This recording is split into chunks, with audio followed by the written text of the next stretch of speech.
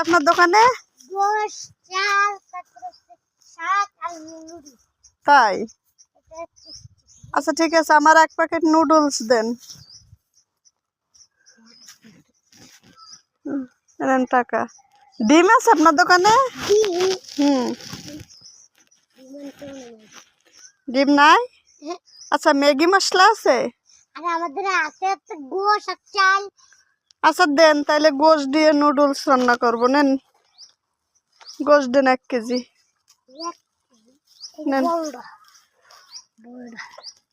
আচ্ছা ঠিক আছে, টাকা ফেরত দেন। কয় টাকা? গোশের কেজি কত?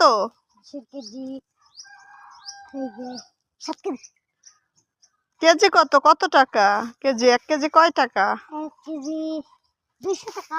আচ্ছা 200 টাকা আমি আপনাকে। আচ্ছা ঠিক আছে, 200 টাকাই তো দিচ্ছি। আচ্ছা 80 তেলি ঠিক আছে। ওই টাকা আমি এনেছিলাম না নুডলস।